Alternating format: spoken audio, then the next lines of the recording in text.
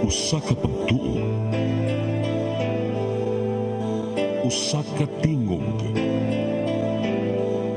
usa ka katawhan.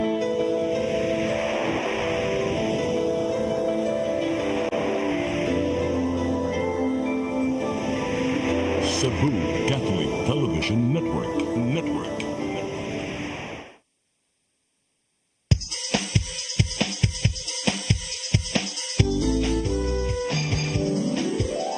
Hello, Cebu, maayong buntag. Nagsunta ang kahayag nga nagsugid sa matuod, nadagan sa anghit ako. Hello, Cebu, maayong buntag, Pinoy.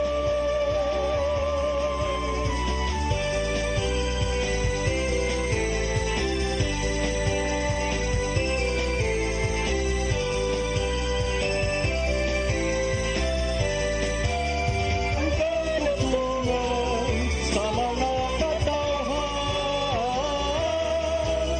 Hello, Cebu.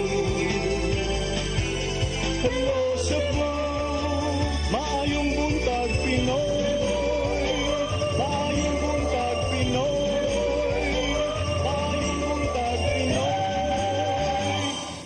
Hello Cebu, maayong buntag Pinoy. Adlaw karon nga Miyerkules, Nobyembre 20 na 2024. Unya maayong buntag kaninyong tanan sa mga nagtan-aw sa live nato nga broadcast pinaagi sa Cable TV Channel 47 sa Cine Cebu, ingon man sa among live Facebook o YouTube account.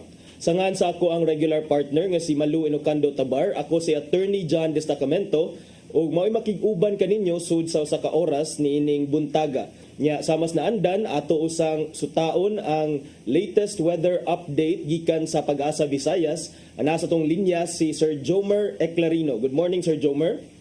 Yes sir, good morning sa tanan o maayong buntag sa akong tanan tigpaminaw. So kini atong latest weather update karong adlaw. Kagahapon officially nag-declare ng DOST Pag-asa ang sugod sa amihan or northeast monsoon. So kining amihan as of karon naka-prevail diri sa may extreme northern part of the zone, samtang kining easterlies init na hangin gikan sa dagat Pasipiko na nakaapekto sa sidlakang bahin sa atong nasod. Atong weather condition diri sa Visayas, lakip na ang probinsya sa Cebu, makasinati generally fair weather, gawas ini na mga patak-patak na mga pag-ulan ug kini mga localized na mga pagpangilat o pagpanugdog. Padayon ka mag-monitor sa mga gi-issue ng mga thunderstorm advisories. Hininga ito na sa kasarangan na hangin na sinati sa Visayas ug ang kadagatan malinawon nga ito na sa kasarangan ng pagbalod. Temperatura sa Cebu 26 to 32 degrees Celsius, haring adlaw mo salop alas 5:18 sa hapon, dagat mo tao niya alas 3:02 sa hapon. Philippine Standard Time alas 8:17 sa buntag, gikan diri sa Mactan Pag-asa Visayas. DOST Jomer Clarino. Sir Jomer, katong kagahapon na sinati dinhi sa Dakbayan sa Sugbo Sir Jomer nga uwan. Kagahapon sa hapon padung na gyud sa gabi and even sa kadlawon Sir Jomer, unsay cause nato Sir Jomer? Yes, so gagahapon so natay mga na-issue ng mga thunderstorm advisories which is caused by the localized o kini mga isolated ra kini, and the easterlies ang one of the factors gihapon kining init na hangin gikan sa dagat Pasipiko, which is makamugna kini mga patak-patak na mga pag-ulan ilabi na diri sa late afternoon, gabi and early in the morning. Okay, dagang salamat kanimo Sir Jomer Eclarino gikan sa Pag-asa Visayas. Then good morning ninyong tanan diha sir. May isa pa yan sir, daghang salamat. Good morning and mag-amping kang tanan. Mao kadto atong ang latest weather update unya karon atong lion ang mga front pages sa nagkadaiyang mga pamantalaan lokal ug nasyonal dinhi sa atong nasod. Unahon nato sa Sunstar Daily. Sa Sunstar Daily, Mandawi trims spending, Lapu remains low-key. Unya sa Super Balita, babayi gilabay sa SRP. Sa The Freeman, legal issues raised on pact for CCMC donations. Sa Banat News, sa Freeman, babayi gilabay diha sa SRP, wa nay kinabuhi, gituuhang gituok o giguroy. Nya sa the Philippine Daily Inquirer, next house focus, cops who face drug war raps. Sa the Philippine Star, BBM, Trump discuss alliance in phone call. ug sa Manila Bulletin, Cash Remittances of Pinoys at Risk. Okay, mao kadto ang mga front pages sa nagkadaiyang pamantalaan dinhi sa atong nasod. Sa among pagbalik, among ipadangat kaninyo ang labing labas nga balita nga nahipos gikan sa atong CCTN Channel News Department. Please stand by. Hello Cebu, maayong buntag Pinoy. Maayong buntag Pinoy. Maayong buntag Pinoy. Discover the beauty of the Philippines.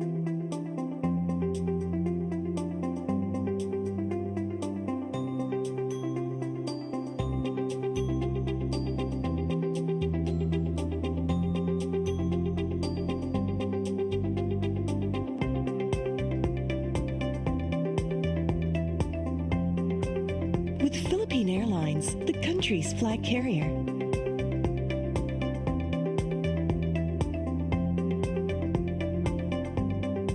The airline that lets you feel the warmth of the nation.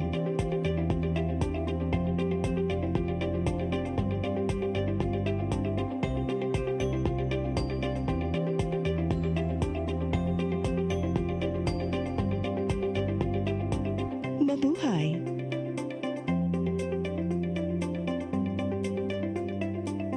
Start today. Unlock the secret to a healthier you. You're worth it. Health is wealth. Health Plus. CC Flow and Health Lift Plus. Health is wealth. Your path to a new start. Nutrition, Exercise and elimination. water, Sunlight. temperance, Air. rest and recreation. And most of all, Trust in God. Learn from our doctors. Be blessed by the testimonies of our overcomer. Ang inyong programa, Alang sa may sakit, walay sakit, ug dili ganahan magkasakit. Ozone Med Wellness Clinic New Start. Napapanood every Saturday 8 to 9 a.m. Og ang replay airing matag Miyerkules 1:00 hangtod 2:00 sa hapon. Dinhilang sa CCTN Channel 47. New Start. Ozone Med Health and Wellness Talk.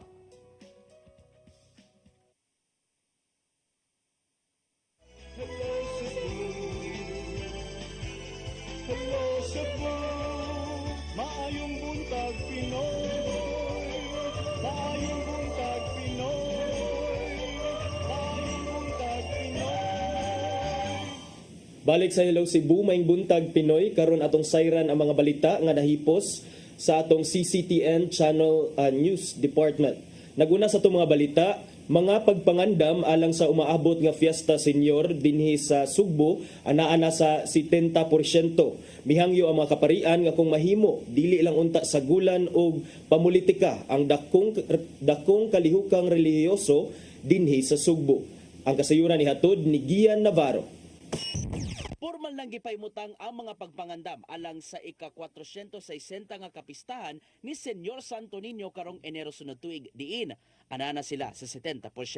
Sa naandan, sugdan kini sa Walk with Jesus procession karong Enero 9 sa kadlawon diin. Magbaktas ang mga deboto gikan sa Fuente Osmeña hangtod sa Basilica Minore del Santo Niño. Sundan kini sa mga novena masses sulod sa siyam kaadlaw diin. Inoras kini gikan alas 4 sa kadlawon hangtod na sa alas 8 sa gabi. Susamaw-sab ang rutang gamiton alang sa Walk with Mary karong Enero 16 sa buntag. Maong nakig-alayon ang mga kaparian sa Basilica ngadto sa mga nagdumala sa Cebu Bus Rapid Transit Project aron masiguro ang kaluwasan sa mga magbaktas. The help of the city government and other government agencies, the media, called the attention of Cebu BRT na hapit na ba ang December. We hope na by December 16, since always not December 16, the Misa de Gallo is our sign next year, our celebration of the our Fiesta Senior, humanaw na ang needs diya sa kadalanan sa Osmeña Boulevard. Atong sa bispera sa Fiesta Senior, gamito ng barko sa Medallion Transport isip galyon nga mo'y sakyan sa imahen sa balaang bata. samtang agion sa mga dagkong dalan sa amihan ng bahin sa Cebu City alang sa solemn foot procession sa hapon. Since we are using the northern part of the northern part na route, that's our route 3 sa amo ang manual, no? Then we utilize that one in 2023. I think we are assured na that is the final route for this year. Hindi na kita mausap. Siguro sab sa kaparian nga magpabilin ang pagkabalaan sa kapistahan ni Senyor Santo Niño. Kay na timing man sa ting eleksyon, giawhag sa mga pari kadto mga politiko nga di gamiton ang relihiyosong kalihukan sa ilang pamulitika. Apan bukas na sila sa mga politikong mosalmot sa mga kalihukan isip yanong diboto. And we're only asking them if as much as possible, also to give courtesy to the other devotees, no? That they also respect, no? Kung sa mga ang atmosphere during the celebration. So, amo ang pahimangdog sila. Wala ito asino na pagpakigalayon sa mga kaparian ngadto sa mga sakop sa kapulisan ug ubang otoridad aron masigurong luwas. Aduna sila ipatumang buwag nga entrance areas alang sa mga manimba ug managkot sa sulod. Kutubra sa 5,000 ka mga deboto ang makasud sa Pilgrim Center apan adunay dakong screen nga ibutang sa gawas alang sa ubang manimba. Strikto usab gipatuman sa sulod ang dress code policy aron mahapsay usab ang tanan. Smooth sailing na lang yung pagsunod sa Basilica, we're encouraging if they can, dili na sila magdala sa mga backpacks. Kung kaya nila magdala gamay na bag, much better. Navarro, CCTN News. Samtang admin sa Facebook page nga kamatuoran sa upon nga usa ka political critic gipasakaan og laing 5 ka count sa kasong cyber libel. Dili lang ang mayor mao ini pasaka kun dili lakip na ang usa ka barangay kapitan ug usa ka kawani sa City Hall. Ang kasayuran ni hatod ni Crystal Joy Falerca.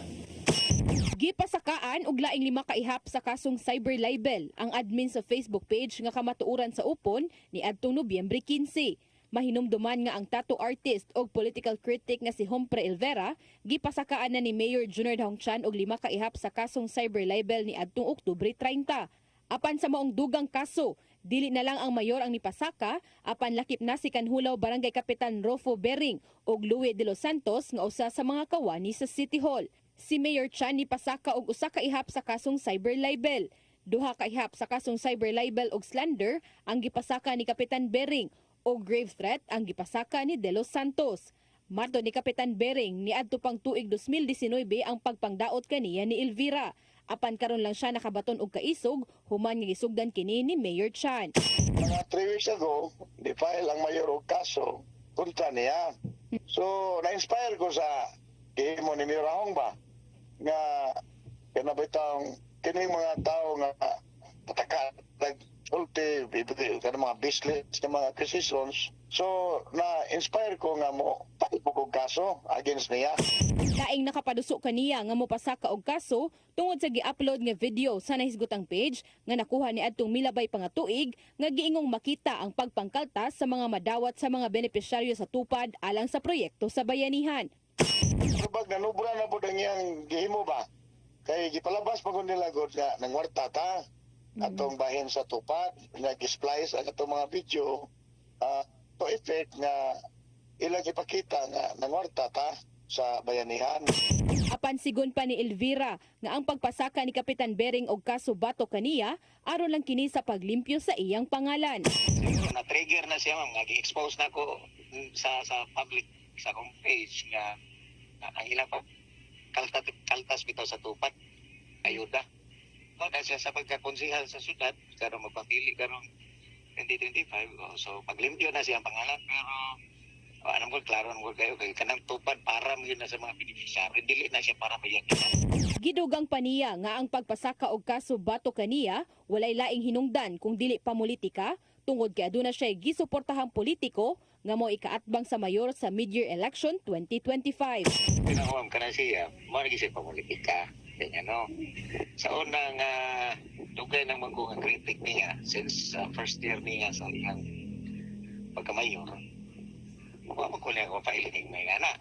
Karon nga naanak ko gisuportahan nga politiko which is iyang kaatbang So diha na i-file sila og multiple charges ako sa cyberlibel.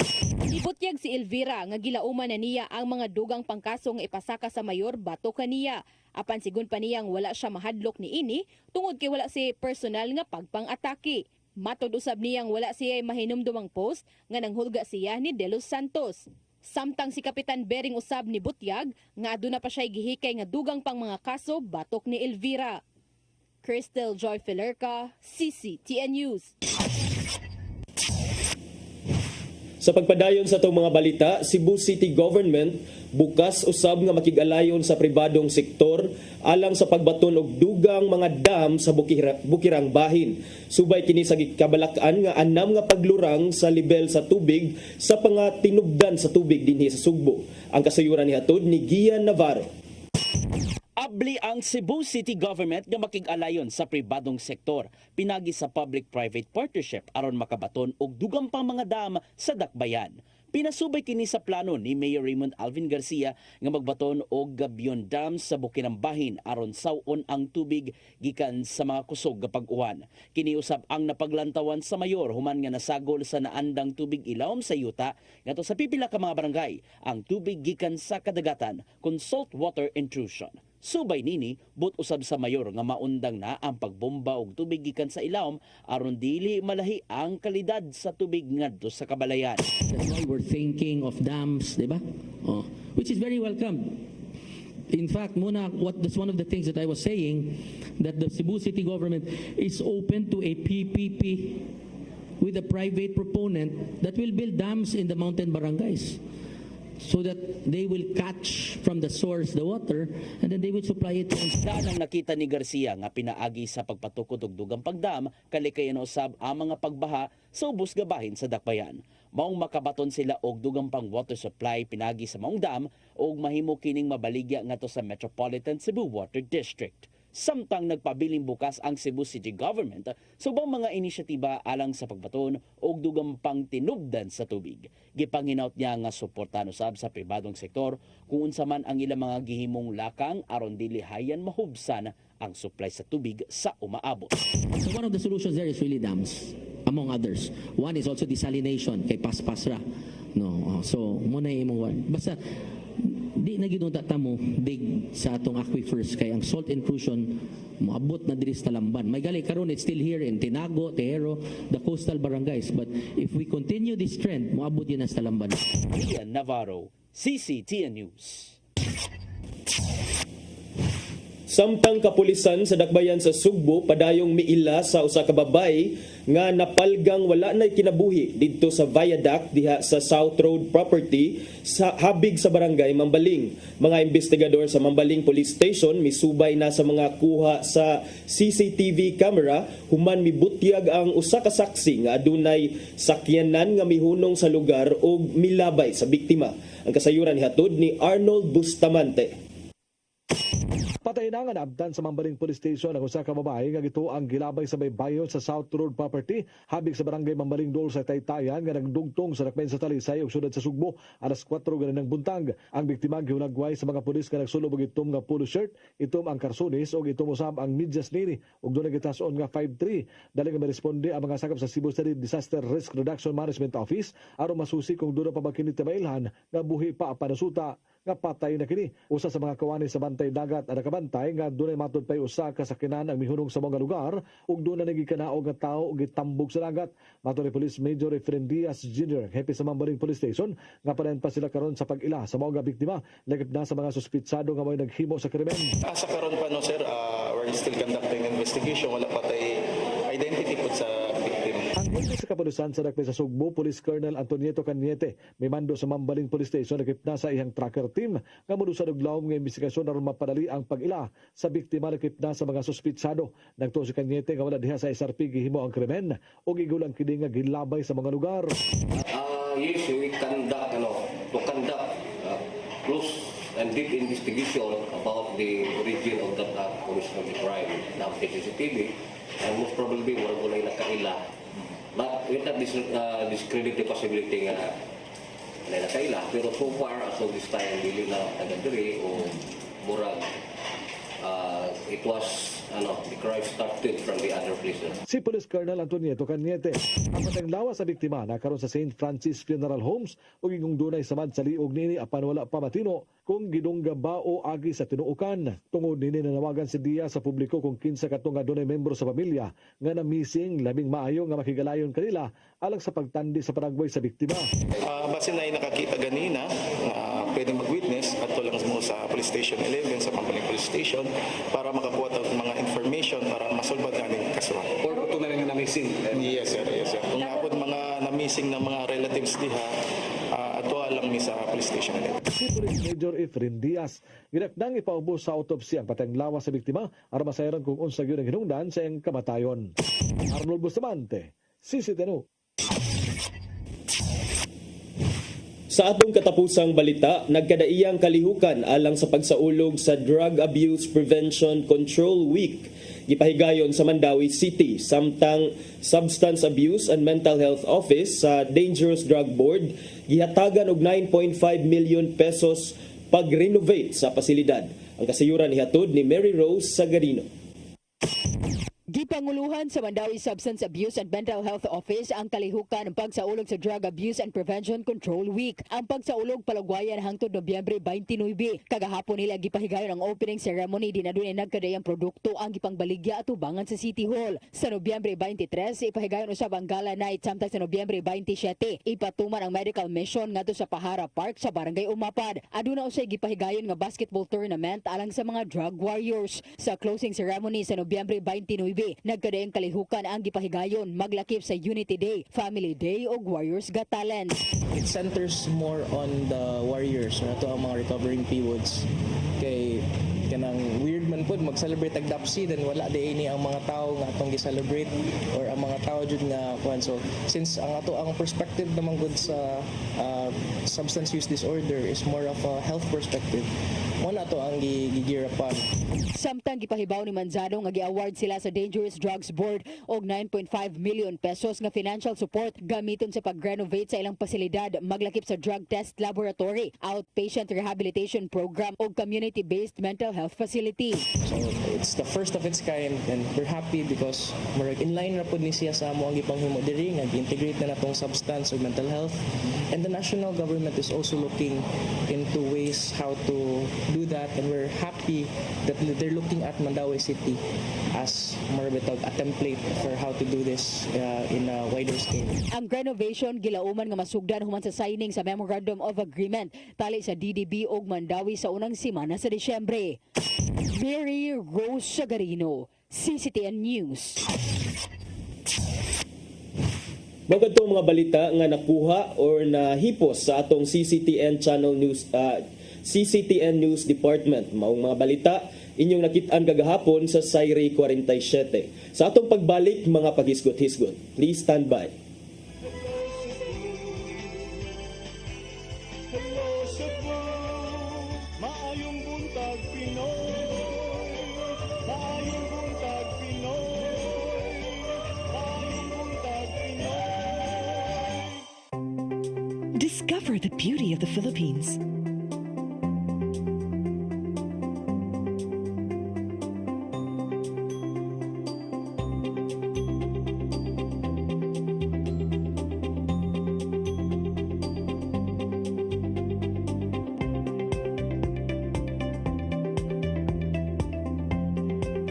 With Philippine Airlines, the country's flag carrier.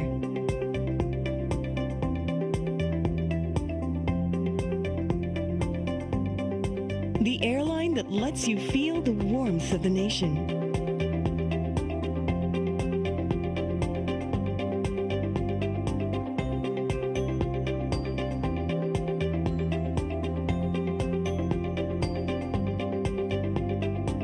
Mabuhay.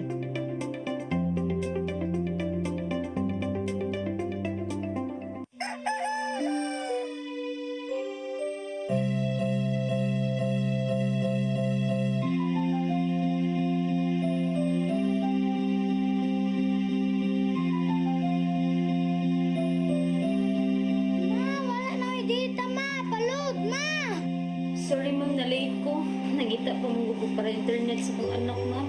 Ay wala na problema, mag-Sinisibu. Sinisibu, Sinisibu. For your internet connection And for the signal of your cable TV. so fast and straight, the transmission to your home. Sinisibu. Sinisibu, Sinisibu offers you to have fiber optics. For your viewing experience, perfect and clear so far. So great and affordable for you to enjoy. Sinisibu Television Network Incorporated offers fiber to the home broadband internet bundled with fiber to the home cable TV connection. Sinisibu Television Network Incorporated with its operation in Metro Cebu and the whole province of Cebu soon. And affordable for you to enjoy. Sinisibu. Your path to a new start. Nutrition, Exercise and elimination. water, Sunlight. temperance, Air. rest and recreation. And most of all, Trust in God. Learn from our doctors. Be blessed by the testimonies of our overcomers. Ang inyong programa, Alam sa may sakit, walay sakit, ug dili ganahan magkasakit. OzoneMed Wellness Clinic New Start. Napapanood every Saturday 8 to 9 a.m. Og ang replay airing matag Miyerkules 1:00 hangtod 2:00 sa hapon. Dinhilang sa CCTN Channel 47. New Start, OzoneMed Health and Wellness Talk.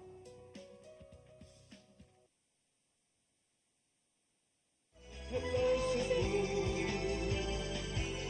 hello Cebu, maayong buntag Pinoy, maayong buntag Pinoy, maayong buntag Pinoy. Balik sa Hello Cebu, maing buntag Pinoy nya. Arita sa atong ginagmay nga hisgot-hisgot kay doon na pamtay oras. Unahon na to pag hisgot-hisgot mga higala kining report nga gihimakak sa Police Regional Office 7 kining Taho. Kining report or study kuno gikan sa Dahas Project nga miingon nga gikan January 1 hangtod October 15 ning tuiga ang Cebu kuno maoy top hotspot in drug-related killings matod sa Dahas Project. Nya ang kining project is a study nga gi-initiate ni siya sa Third World Studies Center of the College of College of Social Sciences and Philosophy sa University of the Philippines. Nya akong gi-tan-aw, gi-google na ko kadayot mga higala kining unsa ning Dahas Project. So igadto nimo sa dahas.upd.edu.ph. Nya miingon siya nga mao kuno ni nga ang Dahas Project mao ni siya running count of the reported drug-related killings in the Philippines by the Third World Study Center of the University of the Philippines. Nya iyang gihilagway kung unsa kining drug-related killing matud pa nga it's an incident that is drug-related if the victim was killed through violent means such as beaten to death, shot, stabbed, and meets at least one of the following criteria. Number 1, was killed in a drug-related operation or activity or encounter. Number 2, was reported to be involved in the drug trade or in the war on drugs in whatever capacity, be it as alleged drug personality mga higala or maybe as law enforcer or as informant. Unya, sa ikatulo, miingon sad ang Dahas Project nga pwede sad ka makonsider nga drug-related ang killing kung it was reported to be in possession of illegal drugs at the time nga gipatay or at the time nga nakit-an ang lawas niya itong tawhana. O unsa pa, was reported to be associated with someone. So, ubay-ubay ang mga metrics mga higala niya. Matod pa aning Dahas Project nga ang Cebu kuno ang number 1 sa drug-related killings in Tero, Pilipinas. Kay doon na kuno'y pila to. Dunay mga mihimakak sila nga dunay mga 70 plus man siguro to or 90 plus. Dunay mga 65 ka killings. Okay, 65 killings from January to October 15. Pero matod sa PRO7, no, that's wrong. Ay dili man kana among record. because matud sa ilang pamahayag sa issue sa PRO7 nga ang CIRAS maoning Crime Incidents Reporting Analysis System. CIRAS figures show that only one drug-related killing was determined by Cebu City Police Office in their initial investigation from January to October of 15 of 2024. On the other hand, sa probinsya sa Sugbo, 11 ra ka mga drug-related killings ang mga na-identified niya. Sa kaninga 11, napo na kuno ang already cleared or solved. So, ito makita nga diin manigikan ang data sa Dahas Project nga murag kadaghan ba ani 75 nya moto nga naalarma ang mga kapulisan diri kay dili man na mo'y record na mo. 65 killings from January until October 15, currently the top spot in the Philippines. 4 reported drug-related killings which comprises 21% of the 312 drug-related deaths in the whole country. Ang Dahas Project miingon nga ang Cebu's 53 local government units drug-related killings have been reported sa 18 ka mga LGUs sa entero probinsya sa Sugbo, lakip na sa mga syudad. Ang drug-related killings kuno sa Sugbo, naa kuno kasagaran, mahitabo sa Cebu City, 58.46, meaning more than half, kuno 38 out of 65 ka killings, majority of which were in Barangay Mambaling with 10 cases. Unya, 38 sa 38 ka mga pagpatay dinhi sa Sugbo na hitabo ko rin siya sa 21 out of 80 barangays.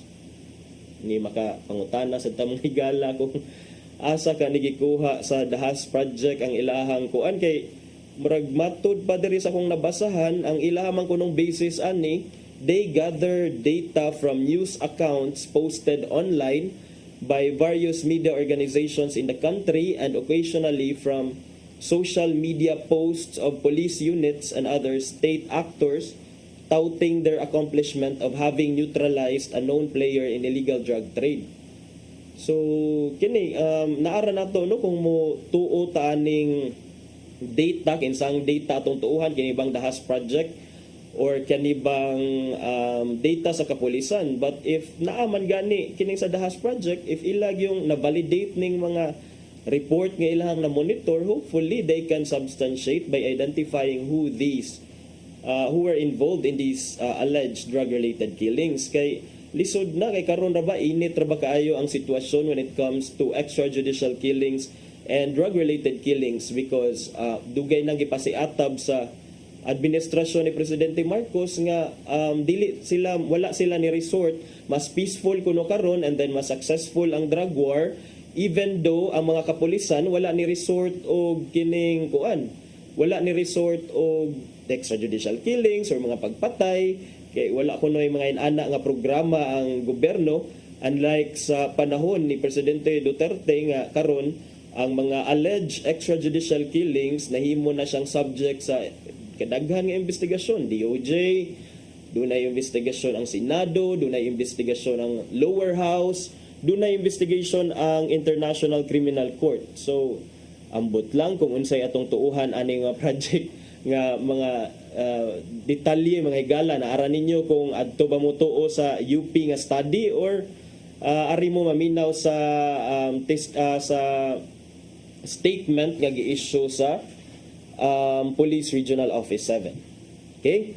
Nya arita sa lain nga hisgutanan mga higala kay nag-browse ko diri kung unsay mga kuan lain pang issue niya. Ako ni I stumbled upon this issue nga wala pa man di ay naka-receive og rice allowance ang pipila ka mga ang daghan sa mga maestra nga gipasaligan kaniadto in 2022 pinaagi sa Administrative Order number 2 nga gi-issue ni Presidente Bongbong Marcos nga ni promise og one-time rice allowance to government employees pero matud pa sa Teachers Dignity Coalition mga higala nga wala pa kuno sila naka-receive sa ilahang kuan sa ilahang rice asa naman ilang rice Kadtong matod pa sa chairman sa Teachers Dignity Coalition nga si Benjo Basas, misuwat siya ngadto sa National Food Authority informing them nga daghan pang mga public school teachers ang wa kadawat sa maong rice allowance nya. Kadtong uban nga nakadawat na mga higala, may reklamo kay ang ilang nadawat rotten or foul smelling, pasabot murag baho kunong agup-op niya, kining dili naman makaon. Ita sa dani mga higala malipay unta ta nga duna natay rice allowance, kini dako kay ning tabang mga higala ang rice allowance. Ingko bahala nag NFA, ako makaon gyapon kog NFA kay lami ram gyapong NFA mga higala. Pero kining ang atoa ba nga kining asa naman ni karon, because it's been 2022 and today is 2024. It's been 2 years since the administrative order was signed in 2022, more than 2 years in fact.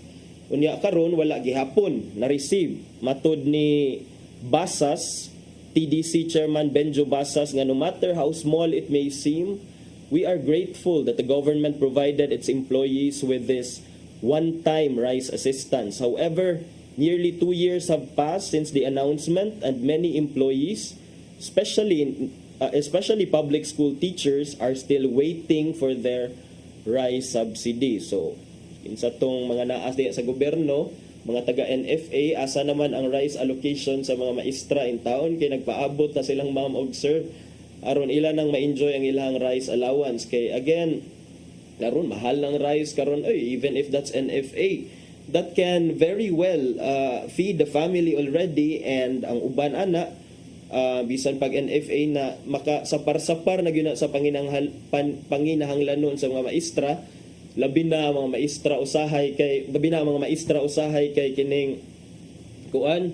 kining naiuban sa ila kay naman joke nga ang mga maestra kuno daghag utang, and for some teachers that is a reality.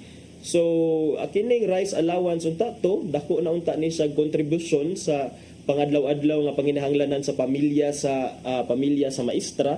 So hopefully kini mahatagan nig aksyon, mapadali in town ang rice assistance sa mga kawani sa gobyerno, especially katong mga maestra nato karon. Kay in December 2022 mao pa man toy pag-aprobar ni Presidente Bongbong Marcos nga i-distribute kuno tong 25 kilograms of rice to government personnel. Ang objective ato mga higala kay para kuno ma-ease ang burden of rising food costs and makatabang sab sa atong mga local farmers. Pero in the end wala ra man gihapon na dawat niya. Ang ako lang ani kung wa gihapon na dawat, pero ang mga paperwork dito sa NFA, ang ako lang dito og duna nay nakasign nga nakadawat, paita ani mga igsoon nga wa man ta nakakaon sa ato ang ayuda. Ang NFA was tasked with implementing the Administrative Order number 2 and establishing an efficient mechanism for the distribution of rice assistance. But still, some teachers, even kuno ngadtong naa nagpuyo sa Metro Manila mga higala, wala pa man diay naka-receive sa ilahang rice assistance at all. So mao ning ang issue karon nga gipresentar, gipahibaw diha ka sa NFA administrator. But again, sama sa mga previous request ko, wala gihapon ni siya na resolve. So mga taga NFA, una-unsa man in town ni Ma'am Sir nga kining nagpaabot in town atong mga teachers sa ilahang 25 kilogram nga rice allowance. Hopefully madangat na gyud in town na sa ilaha, ma'am, kay NFA will now make this long-standing concern a priority. We are hopeful that under your leadership, matod pa ni Basas ngadto sa NFA administrator, nga may unta mahatagan ani og pagtagad ang wa pa nadawat nila nga rice allowance. Okay, in light of this situation we respectfully request any updates or guidance from your office regarding the release of rice subsidy. We would also appreciate an opportunity to discuss this matter further to ensure our concerns are taken into account and to prevent similar delays. O dili lang siguro sad sa mga maestra, kay kini siyang rice assistance mo apply man din siya sa mga government employees, so katong mga nagtrabaho sa gobyerno. So it doesn't mean, so I don't think nga we can segregate, we can segregate the teachers. Kay what about those other government employees nga hangtod karon sama sa mga maestra di ay wala gihapon naka-receive sa ilang ayuda nga rice assistance, one-time rice assistance. One-time ragani nya dayon wala pa gyud na nadangat paita aning balitaa. So again, NFA atong panawagan hinaot maatagan kining pagtagad ninyo kay ang ato intang mga maestra dako ning kalipay nga makahata. Any help will go a long way sa atong mga maestra in town nga everyday nagmatuto sa atong mga kabatan-unan diha sa usahay pagani bati kayo ang ilang sitwasyon sa ilang mga eskwelahan, although ilaha maning trabaho, pero again they deserve this because number one, this is in the form of an administrative order. So, dili lang ni ingon nga laway ra kay duna joy order nga gi-issue kabahin sa pang-apod-apod ani. So hopefully madangat ni kanila niya. Wala na may igong oras, napupos na ato ang panahon dinhi sa atong programa. Ato na lang paminawon usa kung unsa giandam ni Tatay Dodong Limchua nga pulong og kinabuhi.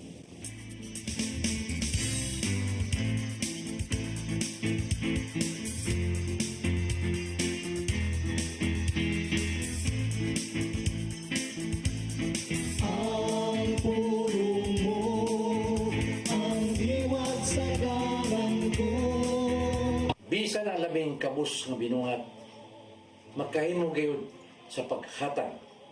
Kaya doon na may daghang ibutang nga may mo na itong ikahatag. Ang imong panahon, talento, o abilidad, o bahandi dito sa kahigala na may sakit. Mahimo ni mong ihatag ang imong kaugalingon sa pagserbisyo kaniya. Sa imong gikinanglan nga sa mga anak nimo kapikas sa kinabuhi. Mahimo nimo ihatag ang imong way supod nga bumba ug pagmahal. Ang paghatag sa imong panahon sa uban aron mualagad maghatag og kahulugan sa imong kinabuhi ug katagbawan diha kanimo. Kaya sa Lucas 6:38 na ingon, paghatag kamo sa uban ug ang Dios mohatag sa kaninyo. Madawat ninyong hustong takos o pakapinan pa gayon. Ibogbo sa inyong mga kamot, kutob sa inyong bakbo. Ang taksanan nga inyong gamiton, alang sa uban, mausap ang taksanan nga gamiton sa Diyos alang kanya. Ang ato mayong buhat, ubadan gayon, ug sinseridad, gikan sa ito kasik-kasik. Muhatag kita na malipayon sa ingon ang imong binuhatan, makapahimod sa Ginoo. May igsoon, mao kini ang pulong nga naghatag og giya kanato sa atong kinabuhi. Magampo kita. Salamat sa Anak sa Espiritu Santo. Salamat, Jesus, nga imo kaming gihatagan o sumbanan kung unsaon namong paghatag. Hatagi kami sa grasya na mabuhat namo dinhi aron kami makahatag sa kanimo kanimo. Salamat, Ginoo. Salamat sa imong pagpahimat kon kanamo. Amen. Salamat sa Anak sa Espiritu Santo.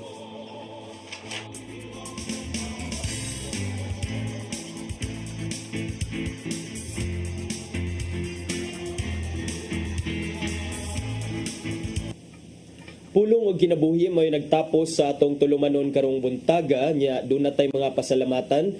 Salamat sa Philippine Airlines kang Archbishop Jose Palma, Nanay Diana Limchua ug Tatay Dodong Limchua. Daghan sang salamat sa atong kaubanan sa TOC, sa atong technical team, sila si Sir Robert, Ma'am Inday, Sir Matmat, Miss Mabel, Miss Joanne, Sir Michael, Sir Rodel, Sir Raymond, Sir Bruce ug Sir Ferdy. Nya thank you kaayo sa ato ang news manager Sir Dennis Tabar. Sa nga na lang sa ako ang regular partner nga si Malu Inocando Tabar, ako si Attorney John Destacamento. Nya paspas kaayo ang atong ang pagligid sa mga adlaw kay 35 days na lang Pasko na mga higala. hangtod ugma sa susama nga programa dinhi lamang sa Hello Cebu, Maayong Buntag, Pinoy.